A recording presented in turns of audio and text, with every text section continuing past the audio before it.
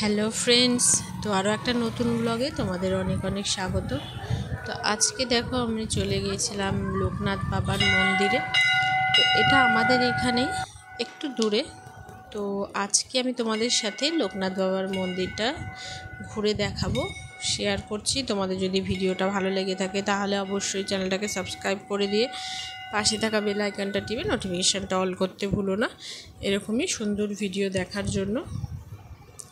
তো রিসেন্টলি এই মন্দিরটা কিন্তু তৈরি করা হয়েছে, লোকনাথ বাবার মন্দির নতুন তৈরি হওয়ার পরে এটা ফার্স্ট টাইম যে আমি গিয়েছিলাম। কদিন ধরেই ফটো বা ভিডিও সবাই ছাড়ছিল, যে তো ভাবলাম যে এটা আমরাও একটু দর্শন করে আসি, লোকনাথ বাবার সাথে লোকনাথ বাবাকে একটু দেখে আসি। তো তোমরা দেখতে পাচ্ছ দূরে যে লোকনাথ বাবার মূর্তি। আর আমরা গিয়েছিলাম বাজারে। তো বাজার থেকে বিকেলে একটু কাজ ছিল, তো তোমার দাদাভাই বললো যে একটু মন্দিরটার থেকে ঘুরে আসা যায়। তো আবহাওয়াটা ভালো থাকার কারণে আমরাও বেরিয়ে পড়লাম তিনজনা মিলে ঘুরতে। যেহেতু আমাদের যেখানে বাড়ি সেখান থেকে অনেকটাই দূর, তো সচরাচর ভেবে ওঠা যায় না যে অতটা দূরে যাওয়া হবে, কারণ এখন যেহেতু মেঘলা পরিবেশ আর যখন তখন কিন্তু বৃষ্টিটা নেমে যাচ্ছে, সেই কারণে সবসময় ভাবা হয় না। কদিন আগেই প্রচণ্ড শরীর খারাপ ছিল সবারই, তো বৃষ্টিতে ভাবার কথা, এখন ভেজার কথা ভাবাটাই এখন ভয়ের। তো যাই হোক, যতক্ষণ ছিলাম আবহাওয়াটা অনেক সুন্দর ছিল। এখানে আমি গিয়েছিলাম লাস্ট শীতকালে, কি মাসটা আমার ঠিক মনে পড়ছে না, কারণ তখন আমার দিদিরা এসেছিলো, ওদের নিয়ে গিয়েছিলাম ওই মন্দিরটায়, যেই মন্দিরটায় একটু পরে যাব। তো তখনও খুব একটা বেশি কিছু দেখানো হয়নি, কারণ রাত হয়ে গেছিলো। আজকেও রাত হয়ে গেছে, তবুও কিছু কিছু তোমাদের সাথে আমি শেয়ার করছি। তো এটা হচ্ছে পুরোটাই লোকনাথ বাবার মন্দিরটা, যেটা একদম হোয়াইট পাথর দিয়ে তৈরি করেছে, মার্বেল দিয়ে। এখানে কিছু চলছে ফটোশ্যুট। তারপরে আমরা যাব নেক্সট ওই মন্দিরটা যেখানে আছে মা কালীর মন্দিরটা, শিব ঠাকুর মা কালী সবারই মূর্তি আছে সেখানে। তো সামনেই কিন্তু গঙ্গা, সবাই স্নানও করছে গঙ্গায় এই সন্ধেবেলাতেও। একটা মনোরম পরিবেশ। তো আকাশটা দেখো কত সুন্দর লাগছে, একদম ঝকঝকে আবহাওয়া।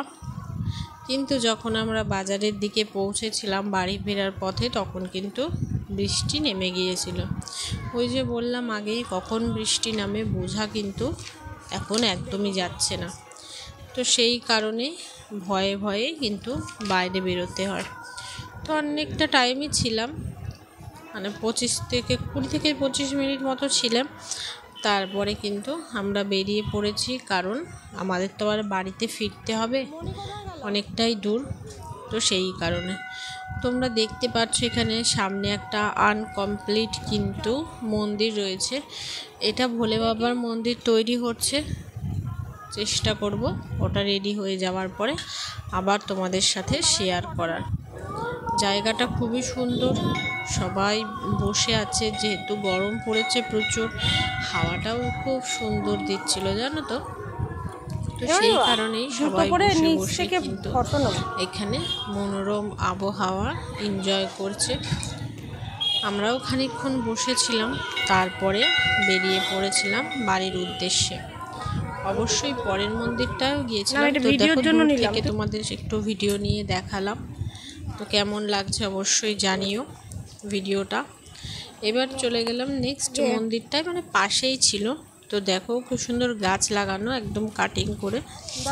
তো এখানে কিছু মেয়ে তারপরে আমরা একটু মার দর্শন করলাম, একটু গঙ্গার দর্শন করলাম, তারপরে চলে আসলাম বাড়ির উদ্দেশ্যে।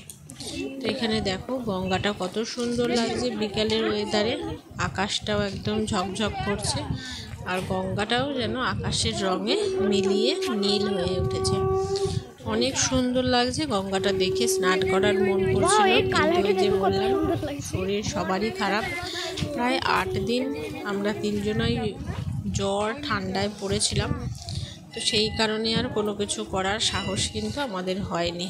তো দূর থেকেই দর্শন করলাম, আশা করি একদিন অবশ্যই স্নান করবো এসে। তো এরপরে তোমাদের দূর থেকেই দেখাই মার মন্দিরটা। উপরে এখন আর গেলাম না আজকে। তো এই যে মার মন্দিরে এখন পুজো শুরু হবে, তো সেই টাইমটা আমরা এবার বেরিয়ে আসবো, কারণ অনেকটাই অন্ধকার হয়ে যাচ্ছে। এবার ক্যামেরায় বোঝা না গেলেও কিন্তু ভালো অন্ধকার হয়ে গিয়েছিল। তারপরে মুখে একটু রুচি আনার জন্য এখান থেকে কিনে নিলাম আচার। আচার খেতে খেতে তারপরে আমরা বেরিয়ে পড়লাম ওখান থেকে। মেয়ের তো খুবই পছন্দ হয়েছিল আচারটা। মুখে যেহেতু কোনো কিছুর স্বাদ নেই, সেই কারণে আচারটাই এখন বেস্ট লাগছিল, কারণ কোনো কিছু খেতেই ভালো লাগছিল না। তারপর রাস্তায় প্রচণ্ড বৃষ্টি নেমে গেছিলো, সেই কারণে বাধ্য হয়েই অনেকটা আমরা ঢুকে গেলাম রিলায়েন্সে। তো রিলায়েন্স থেকে কিছু টুকিটাকি জিনিস নিয়ে নিলাম প্রয়োজনীয়। মেয়ে দেখো এখানে দৌড়ে বেড়াচ্ছে, একটু খেলা করে বেড়াচ্ছে। তারপরে গেলাম মিষ্টির দোকানে, কারণ বাড়িতে গোপাল বাসু আমাদের জন্য ওয়েট করছে, ওদের জন্য একটু মিষ্টি নিয়ে নিলাম। আর দেখো মেয়ে এখানে কি খাচ্ছে, পাখি ধরে। পাখি ধরেই আজকে মেয়ে খেয়ে নিয়েছে, কি আর করা যাবে, ছোট মানুষ, পাখি খাওয়ার মন হয়েছে তো পাখিও খেয়ে নিল। তারপরে আমরা কিন্তু রাতের খাবারটা নিয়ে আজকে বাড়ি ঢুকেছি, কারণ অনেকটা রাত হয়ে গিয়েছিল, গিয়ে আর রান্না করার মতো অবস্থা ছিল না। শরীরটা যেহেতু আগে থেকেই খারাপ, সেটা তোমরা আমাকে দেখেই হয়তো বুঝতে পারছো।